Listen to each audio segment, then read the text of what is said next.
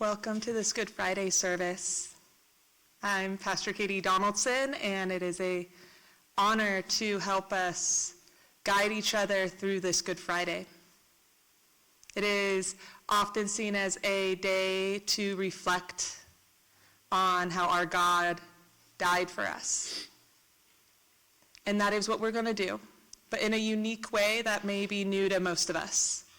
We're going to hear the perspectives of the disciples and maybe what they thought, what they felt as they witnessed their Messiah, their friend, head towards his own death.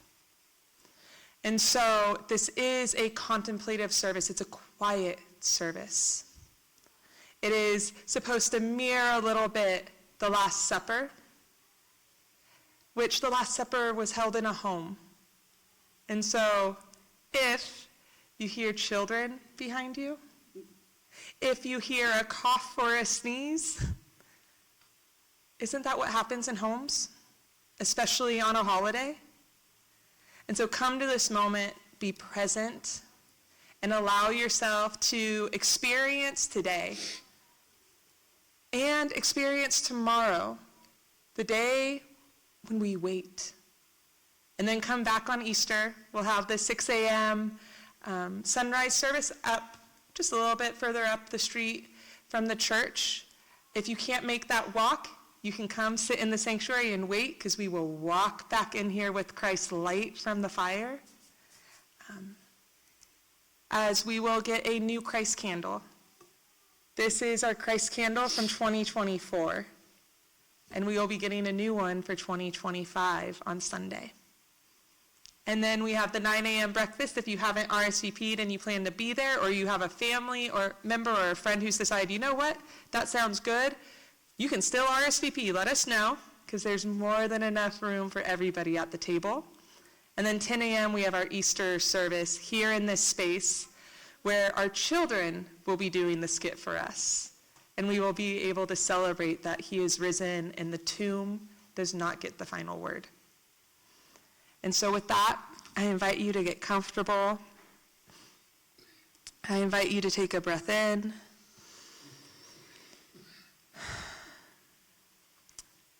And let us pray. What I know is that this blessing will begin as soon as you set out. That this blessing will meet you in every step. That it is gladly bound to you and cannot do without you. That you are part of the path this blessing makes. That it creates a way not only for you, but through you and in you. That it finds its road as you find yours. I can hardly fathom how it is that this blessing is already waiting for you, even as you fashion it, step by faltering step. But there it is, in all its winding mystery. So may you meet it with courage. May you enter it with clarity. May you walk it with wisdom. And may you travel it with joy. May you come to it not as one buffeted by chance, but as one who is chosen, uncertain perhaps, unready perhaps, but this path, this one with abandon, this. Take a breath in and a breath out. And I gently remind us that when we finish the service, the disciples will exit first, and then you are welcome to exit in silence. Let us begin. This is the night of darkness before the world changed, not only for the disciples, but also for all of us. Jesus has offered the disciples a new covenant. He has blessed the bread and the cup, beginning the journey that would lead to the cross, saving us through his suffering.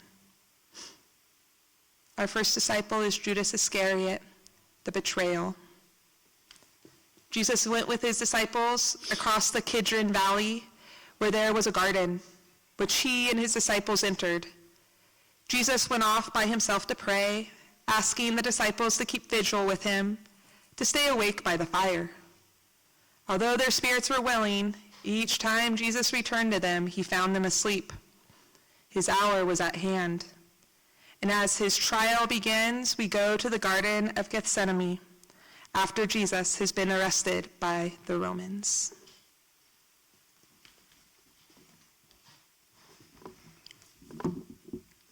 I helped the Romans take Jesus away. I betrayed him with a kiss. They paid me 30 pieces of silver. I thought I was doing the right thing. I thought that Jesus would reveal himself as the Messiah when they came for him. I thought that he would strike down the Romans, freeing us from oppression. I thought that he would reveal himself before Caiaphas, the chief priest, and the other high priest at his trial. He did none of this. Even when Peter drew his sword and stuck the high priest's slave, cutting off his right ear, Jesus told Peter to put up his sword. Then Jesus healed the slave's ear and was taken away. I have given our leader over to those who will punish him. How can I possibly return to my siblings and other disciples? I have shared bread and wine with them for the last time.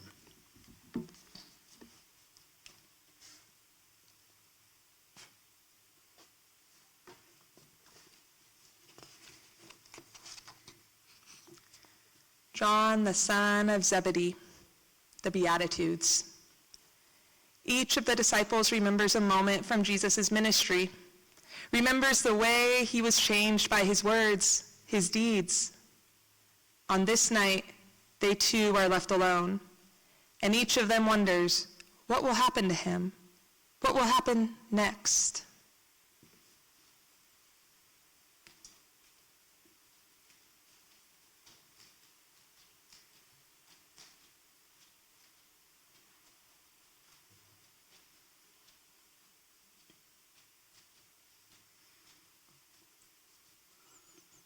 Oh, the things that he taught us, the things that he heard.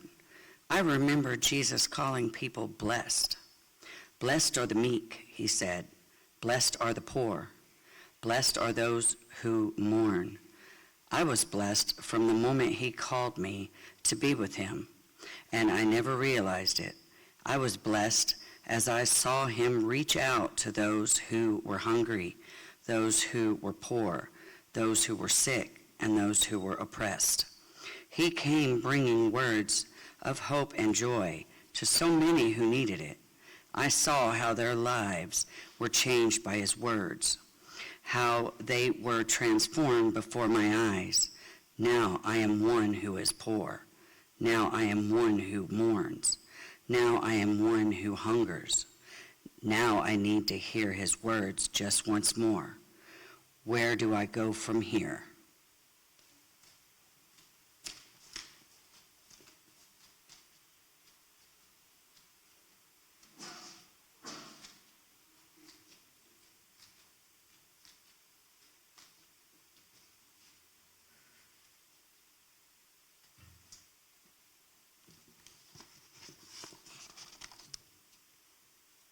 James, the son of Zebedee, feeding the thousands. How do you recall in one night all the ways that Jesus has touched your life? How do you recall in one night all the ways that Jesus touched the lives of others? So many wonders, so many miracles. Why did the son of a carpenter care for so many people?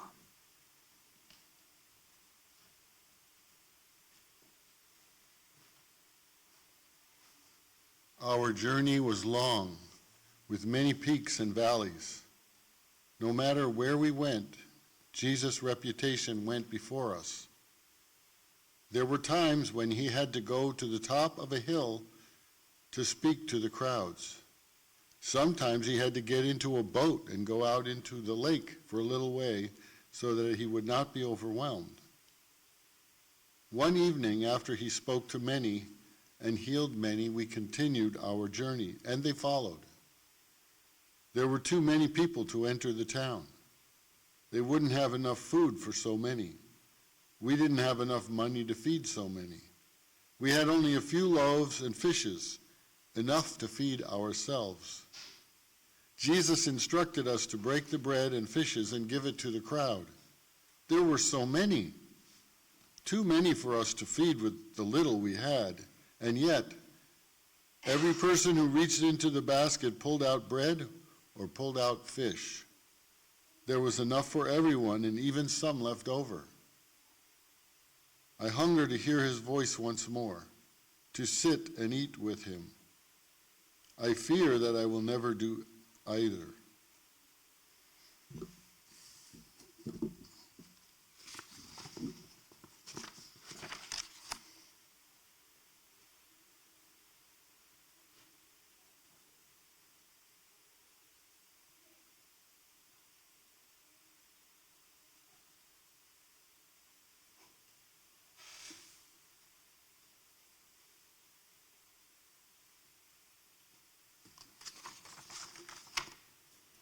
Andrew, the brother of Simon Peter, the Syrophoenician woman, and the Samaritan woman.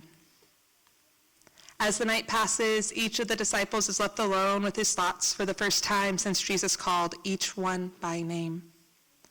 There is no joy on this night, only fear, regret, sorrow, and guilt. Although the disciples heard the words of Jesus, not until now did they begin to understand them.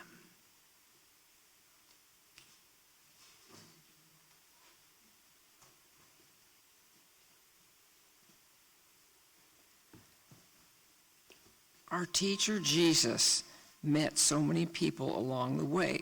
We went to places where the Gentiles lived. I remember when he met the Syrophoenician woman. She asked him to heal her daughter. At first he refused. She became angry. She challenged him, not for her sake, but on her daughter's behalf. She sought the one she knew who could heal her daughter. Her faith led her to him, and after her challenge, Jesus healed her daughter and sent the woman on her way. On our journeys, we traveled to Samaria. Jesus sat down by the well, the one of our ancestor Jacob. We saw him speaking with the woman who had given him some water. She was so happy. She knew that Jesus had done something for her. He spoke to these women, and as they were part of his community, who will he embrace as family now? Will he ever return to us?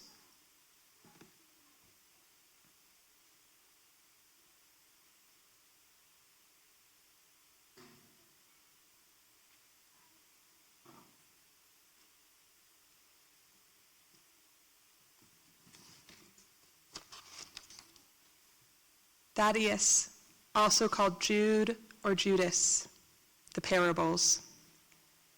There was so much that Jesus shared. How could the disciples take it all in? This was the first night of what was to come. This was the beginning of the new way. On this night, they could not realize that their time of darkness would not last forever.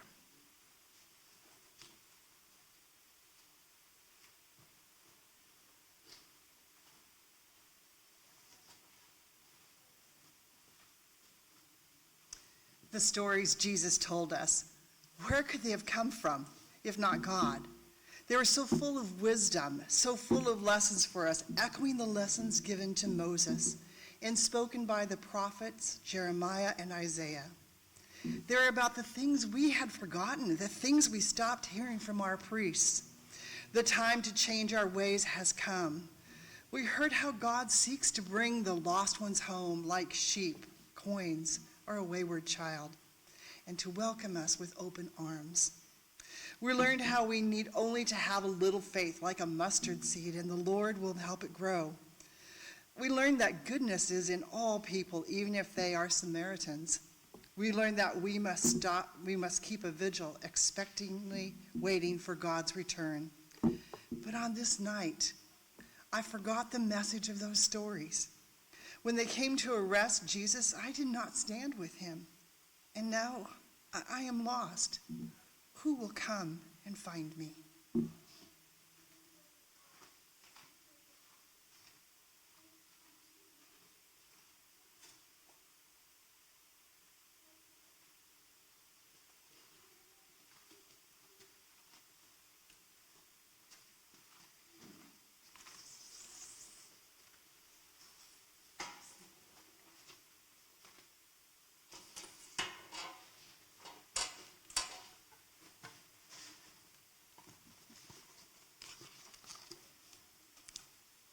Matthew, healing the hemorrhaging woman and the centurion's slave.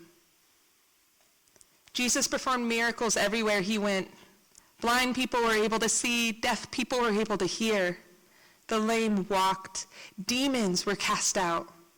Many sought out Jesus, not only for themselves, but for someone they loved.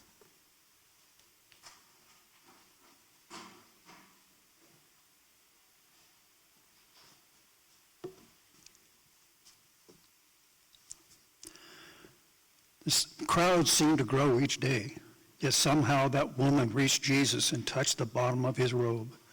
He felt the power grow out of him. We thought it was the masses of the people pressing in on him, but then the woman identified herself. She came forward and thanked Jesus for healing her. She had been hemorrhaging for 12 years. She had faith to believe that Jesus alone could heal her. And though there were too many people separating her from him, she somehow was able to touch the hem of his robe and be completely healed. Even a Roman guard, a centurion, sought Jesus. The centurion spoke of Jesus' authority and recognized his power. He came and asked Jesus to heal his slave, and Jesus spoke with him and healed him right then and there. His healing power touched so many. Some we knew by name, others who were complete strangers. I wish I had his healing touch now, for I am sick in my heart.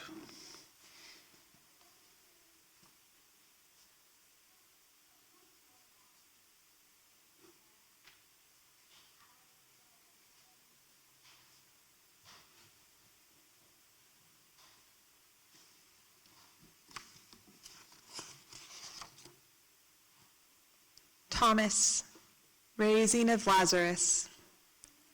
This is the longest night of their lives. The disciples have scattered like leaves on the wind. It is not known where they've gone. They fear for their lives. They do not want to be arrested. They do not want to testify before the Sanhedrin. They do not want to be brought before Pilate. They do not want to be with Jesus now. Those who witnessed his greatest miracles are unable to be witnesses for him at his trial.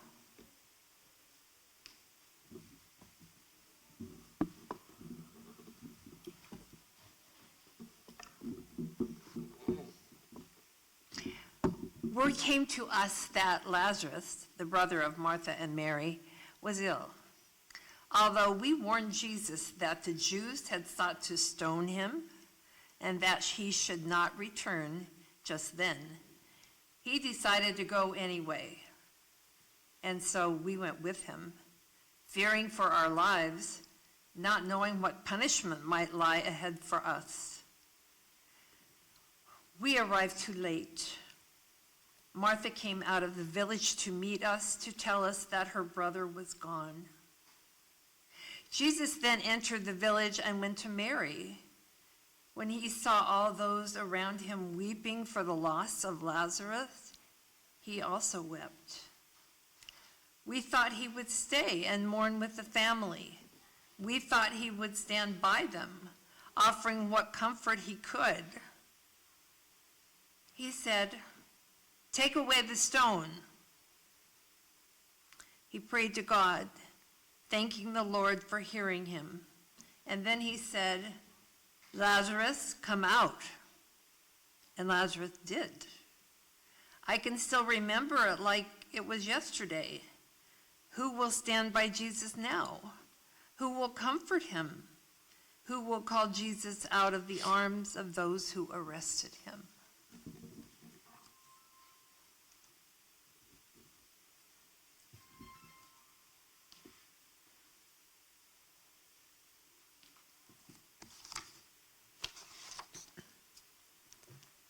Philip, the temple. Jesus taught wherever he went. Time and again he returned to the temple, the center of his faith. It had become a place of iniquity. It was becoming a barrier to the repentance of the Israelites. It needed to be cleansed, as the people needed to be cleansed.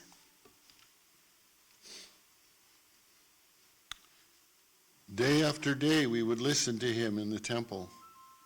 And we weren't the only ones there. He recalled the words of the prophets. He brought the law back to life, awakened the law that was in our hearts. He shared with us the words of God and the will of God. He talked of so many things.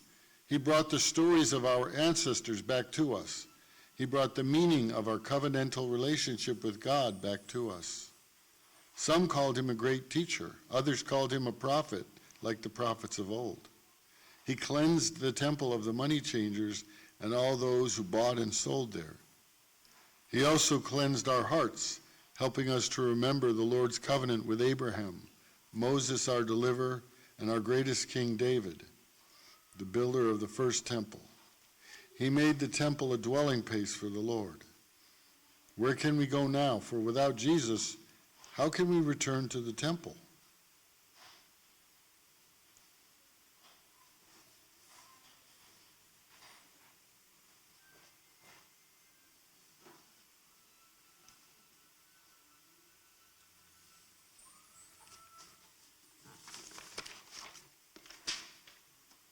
Bartholomew, also called Nathanael, the Pharisees and Sadducees. As Jesus' popularity grew, some were not comfortable with the message he preached and the words he offered. They did not know what to do with this man. They did not know if they should support him. They were blind to what they saw, deaf to what they heard in his teachings, in his healings, and in his ministry.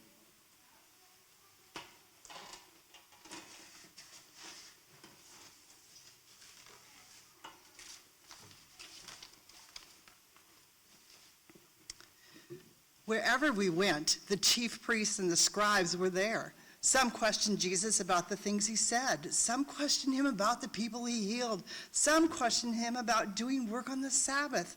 Some questioned him about the authority by which he said the things he said and did the things he did. There were always questions. They seemed to be at every turn. I do not know why. Some watched him, others watched those of us who followed him. Still others watched the people who came from everywhere, wanting to hear him, wanting to see him, wanting to be healed by him. A few counselors like Joseph of Arimathea spoke with him as if an equal, respected his wisdom and called him rabbi. What questions are they asking him now? What answers do they expect to hear? What answers will he offer them? Why didn't I go with him to face the Pharisees and Sadducees? What answers would I give them?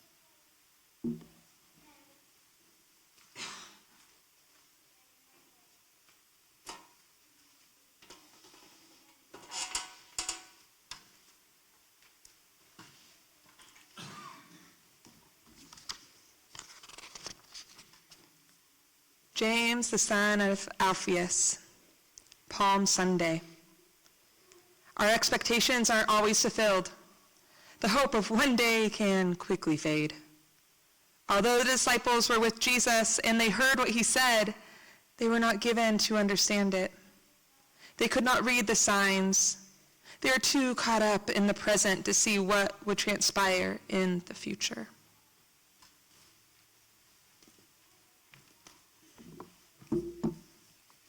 How did it all happen? When did it all happen? Was it just a few days ago that Jesus sent us to find a colt? Didn't we come into Jerusalem in the midst of cheers, songs, and laughter? Men, women, and children come out to meet him upon the road. There were waving palms in the air. How the loud hosanna rang in the streets. They called him the Son of King David. They called him the prophet of the Nazareth and Galilean. He had changed the lives of so many. People were healed. People were full of hope. We were all full of hope. We felt our world was changing. That anew and now, no one is with him, not even one of us. We have fled from his side, leaving him alone in his hour of need. What should I do? Where can I go?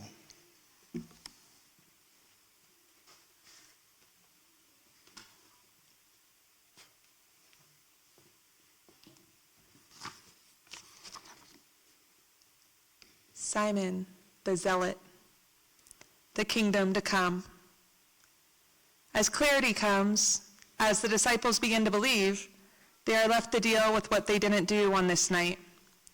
For a time, they'll be overwhelmed by their regret, by their failure. But in time, they remember the significance of Jesus' life. They remember the significance of this night of the Last Supper, of forgiveness.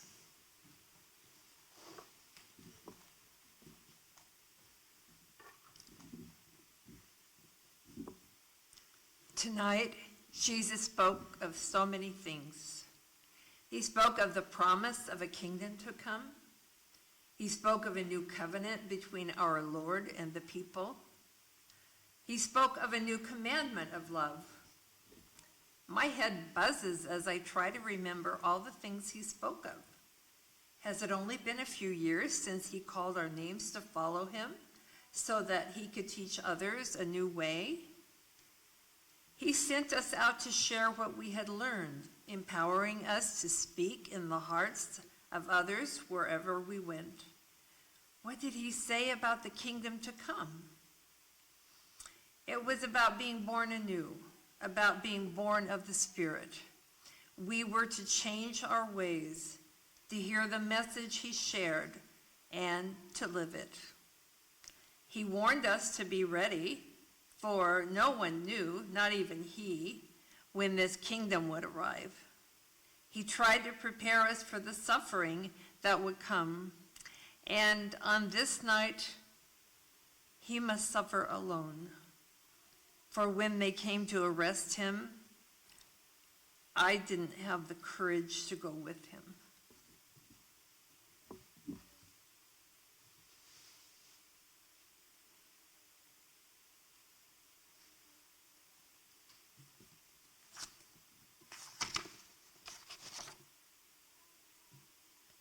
Peter, the Last Supper. It is dawn. All the disciples have scattered. They fear that they too will be arrested. They are sorrowful, for Jesus has been taken away. Is it possible he will be taken before the Romans? Is it possible that he will be crucified? The disciples begin to be in their own valley of despair. They do not know what will happen to them. They have forgotten the words given to them in Jesus' teaching, in his preaching. They have forgotten the miracles he has performed. They have forgotten the love he shared. On this night, they have lost themselves, although they have broken bread and drunk from the cup.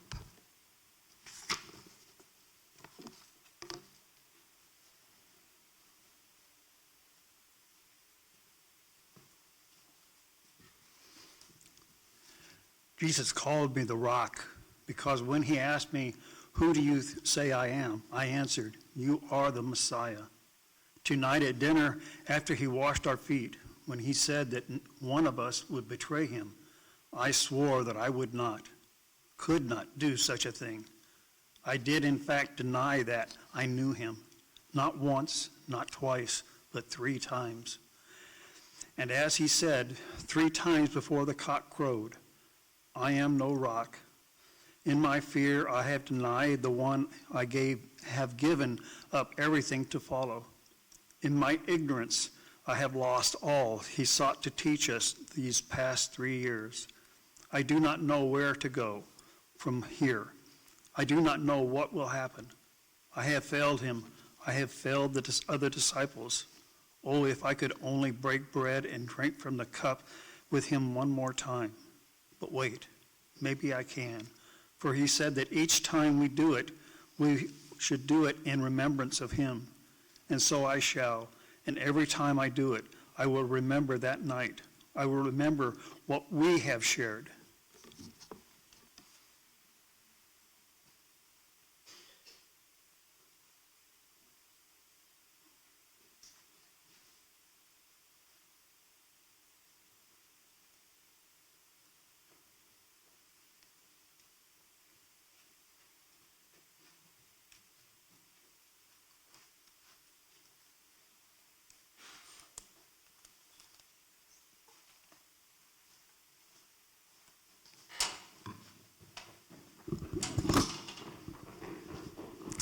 I invite you to stay seated as the supper is put away.